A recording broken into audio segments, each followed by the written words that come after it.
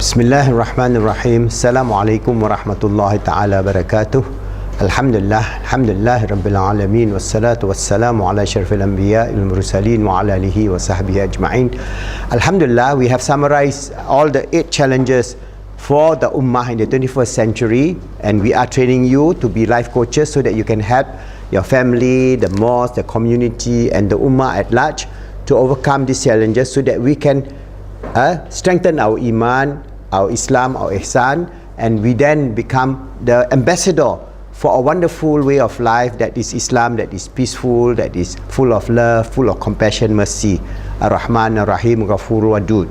Alright, so what is important is that for us to know all these 8 challenges, and today we're going to go into the last challenge, that is the video game addiction and youth. Alright, so video game addiction now is a new phenomenon. It's only the last 15 years that is getting out of hand. Alright, initially it's just a simple Tetris game. You just play with some blocks and that kind of thing, some maze and so on, which is nothing actually, not much. It still can be quite addictive, but then it is actually very, very innocent. But now you have video games that are so violent that it results in desensitization. That's why you have a lot of problems. For example, children in school taking guns, killing their colleague or their classmate, thinking that it's just like a game. Alright, 9 years old children, because in America you can own a gun, took the gun from home and shoot their classmate. Alright, that's happening. And then you have mass killing, as you heard, over many schools in America.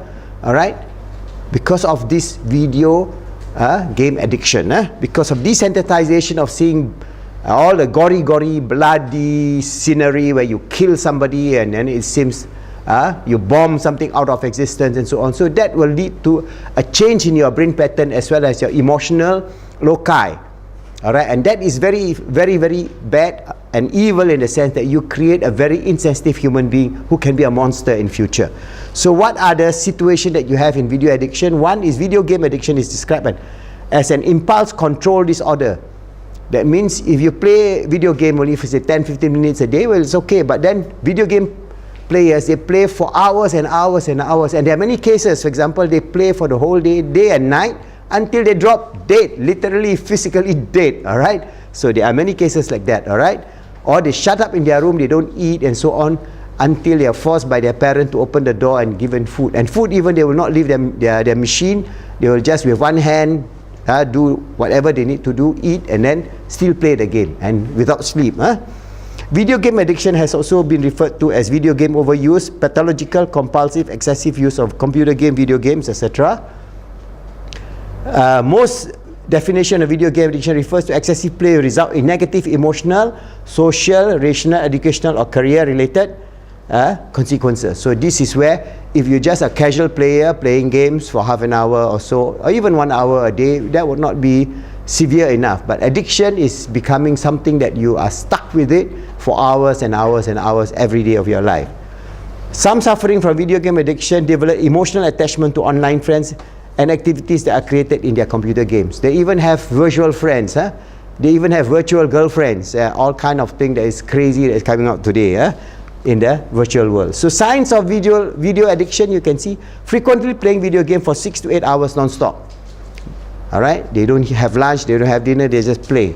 Increasing amount of time playing the game, because you see each time you play the game you have a rush of dopamine into your brain. So you feel wow, it's a wow factor. But after a while your wow factor gets less and decrease. So you got to play more game to get the wow factor. It's just like any addiction, just like cocaine or heroin. Initially you get the high, the euphoria, but after a while you need 3 times the dose, 4 times, 5 times the dose to get the same side effect.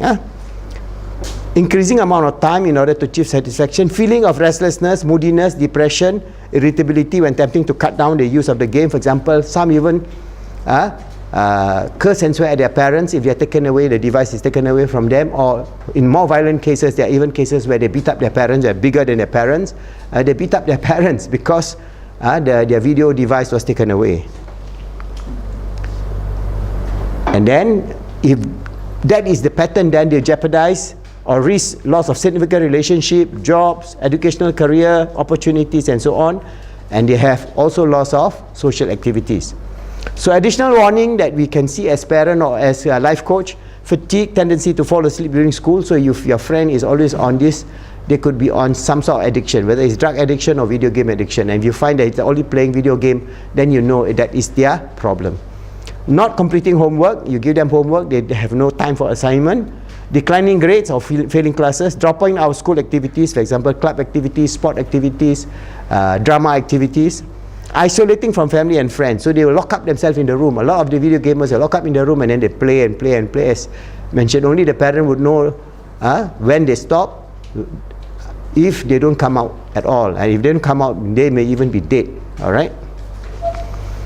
So physical symptom, they have fatigue, migraine, carpal tunnel syndrome caused by overuse of the machine. So you have your pain in your fingers.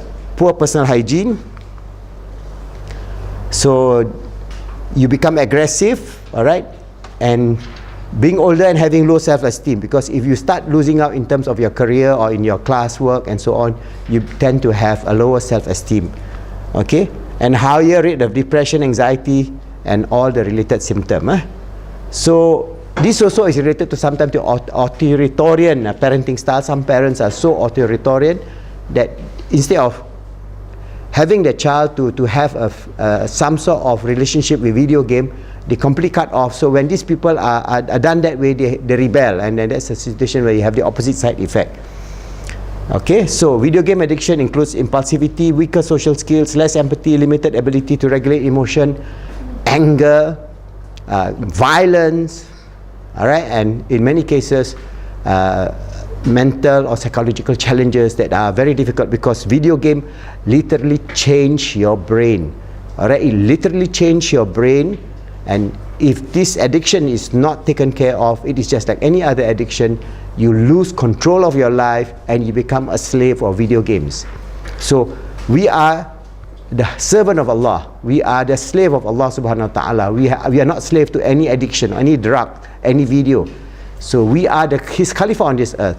So we have a joyful, wonderful life, inshallah, always striving to make ourselves good, helping others to be good, and making the world good, so that we all can avoid ourselves from any form of addiction that I have mentioned in this series of videos for your life coach training program. Remember, go to our website, islamicspsychology.net. You can get this book free of charge, ebook, and then go online and become our life coach. Very simple to get yourself certified and serve yourself, serve the ummah, and even become a consultant to help others, so that inshallah this can be a way forward for the ummah as we face the challenges of the 21st century, inshallah.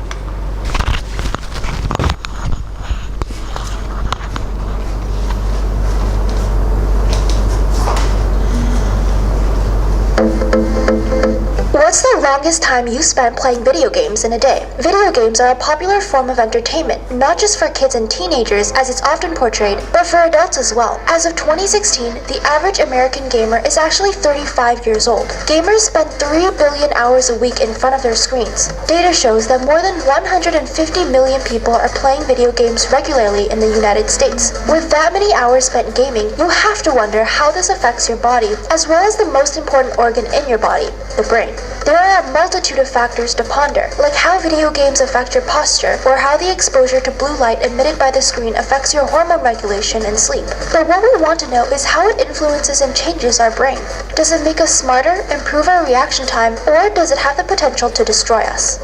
Most people know that gaming can be addictive, and researchers refer to it as a phenomenon called the internet gaming disorder. But playing video games has both its pros and cons. For example, certain video games can enhance the gamer's attention and memory, but on the other hand, it can also expose them to extreme violence and aggression. Being exposed to violence-themed games will lead to desensitization and affect certain brain regions that are linked to attention and emotional processes. A study by Brad Bushman at Ohio State University found that violent games like Grand Theft Auto decrease the player's empathy towards situations in real life. In a study consisting of a large group of teenage boys, after playing the violent video game, the subjects reported significantly lower empathy and compassion when shown a photo of a female victim of domestic violence. Not only does it increase violence and aggression, but it has also been seen to increase the bystander effect in people, cause dysregulated emotions, as well as desensitization to death and moral obligations. This is troubling, as it shows that negativity and bad role models in games can shape the perceptions and behaviors of people, especially children and teens. Another downside of playing video games is that it can lead to addiction, changing the brain both structurally and functionally. When gamers are exposed to certain cues, it causes the same brain responses in areas associated with pleasure and reward as those seen in other types of addiction, like drug and gambling.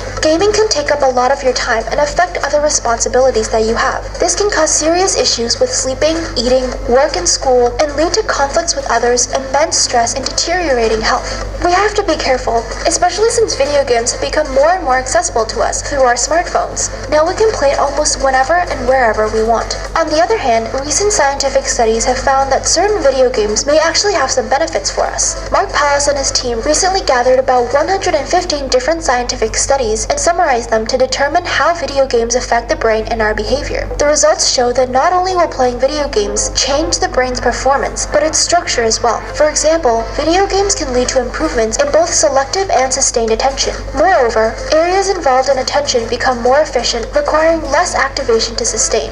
Visual spatial ability is also enhanced, showing enlargements in the right hippocampus in both long-term gamers and volunteers. In addition, exposure to task-oriented games improve the individual's overall skill acquisition. A study conducted at the University of California, Irvine by neurobiologists saw that playing games that were three-dimensional could help increase the development of memory ability. Participants aged 60 to 80 were assigned to different groups with 2D and 3D games and completed memory tests before and after participating in the games. It was found that the 3D games improved memory by 12%, the same amount that is generally lost with age between the ages of 40 to 70. Specially designed video games, especially strategy games, seem to help fight against mental illnesses involving aging and neurodegeneration like dementia and Alzheimer's disease. These studies also seem to suggest that video games have the potential to improve mood and memory in those with mild cognitive impairments as well as depression. Video games are still quite new, and so is the research on it. Pallas says, "We focused on how the brain reacts to video game exposure, but these effects do not always translate to real-life changes. It is likely that video games have both positive and negative aspects, and it is essential that we embrace this complexity."